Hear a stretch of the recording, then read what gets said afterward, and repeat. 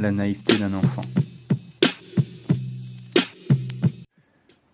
Voilà, je sais que ça gêne toujours un peu les gens d'entendre cela, mais je trouve que la mentalité française est un peu déplorable.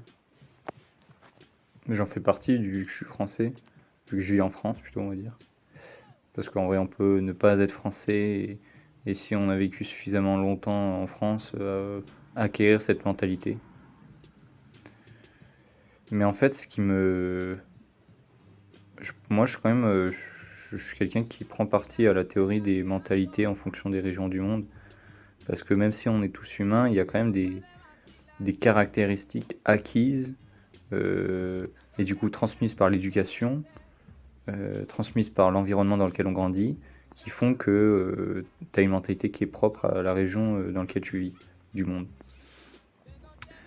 Moi, ce qui me gêne dans la mentalité française, c'est en fait en fait, ce qui me gêne chez les gens, peut-être chez moi aussi, mais bon, si j'exprime quand même cette pensée, c'est que quand même, je veux m'en détacher, quoi. Mais c'est qu'en fait, les gens sont, en fait, les gens sont trop intelligents, en fait. Là, tu me dis, bah, qu'est-ce qu'il racle, lui? Les gens sont trop intelligents, en fait, les gens sont trop calculateurs. Les gens sont pas assez naïfs. Il manque de, il manque de la simplicité, pas intellectuelle en tant que telle, mais dans la simplicité, dans la façon de, de relationner. Et la simplicité, parfois, par moments, bah, je trouve elle est bénéfique, quoi. Les gens sont toujours dans des histoires, dans les conversations. Si ça taille pas quelqu'un, c'est que t'as pas une vie normale, en fait, en quelque sorte. Les gens sont toujours là. Dans leurs propos, il y a toujours une arrière-pensée. En fait, si on aime, l'amour au premier abord, c'est une preuve de faiblesse. On est là, on est trop dans le comment et pas assez dans le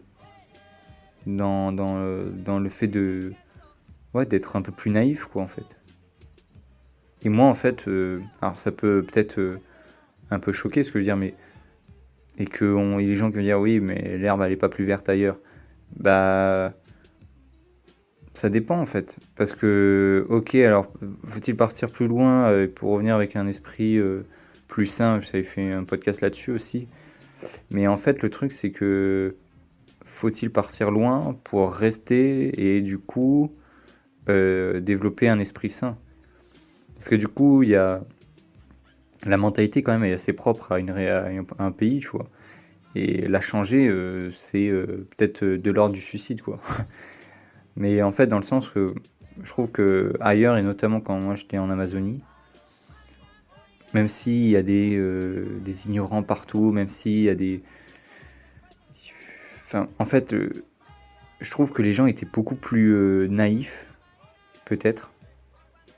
Mais du coup, en fait, ils étaient moins dans le calcul, quoi, tout simplement. Ils étaient moins quand je dis le calcul, c'est voilà, je crois que c'était l'abbé Pierre qui disait que en gros on réfléchit trop avec nos têtes et pas avec notre cœur. Mais en gros que le fait que l'humain est tellement intelligent, il a développé des systèmes complexes, relationnels, etc. Et des trucs un peu bordéliques, ouais, pour le coup. Et moi, ça me saoule, quoi, en fait. Je trouve qu'à travers les soirées, etc., les gens sont toujours dans une arrière-pensée. En France, on aime bien se montrer supérieur et malheureusement c'est terrible. Et je veux peut-être faire un rapprochement, peut-être des historiens, enfin, qui entendraient ça, ils auraient envie de lancer leur maison par la fenêtre. Euh, mais peut-être que s'il y a des peuples qui se sont fait coloniser, s'il y a des peuples qui se sont fait envahir, etc., Bien sûr que la colonisation, c'est le principe de peuplement en fait. Pas tout le temps, pardon.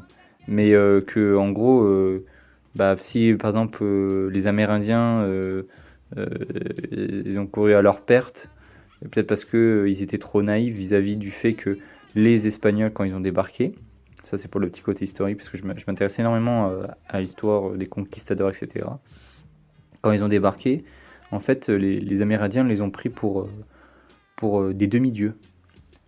Et en fait, tout simplement parce qu'en fait, les Espagnols étaient sur des chevaux, en fait. Et du coup, ça faisait un... Donc, il n'y avait pas de chevaux en Amérique.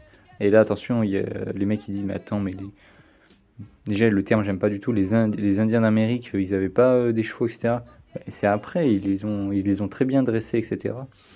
Et du coup, ils ont pris les Espagnols pour des demi-dieux parce que, voilà, bah, déjà, ils avaient une barbe, tu vois, chose que les Amérindiens n'avaient pas trop de pilosité. Et ouais, le fait d'être assis sur un cheval, le premier point de demi-dieu. C'était un peu une preuve de.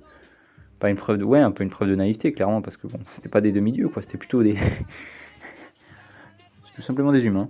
Mais voilà, c'est ce truc que je me dis. J'en ai marre. J'en ai marre du calcul, du fait d'être trop dans la stratégie, quoi. Fuck la stratégie, quoi, clairement. Fuck le calcul, fuck tout ça, parce que vraiment, on en perd les discussions pures et simples, et simplicité, c'est pas forcément mal, quoi. Enfin, voilà. Bon, bah allez, hein.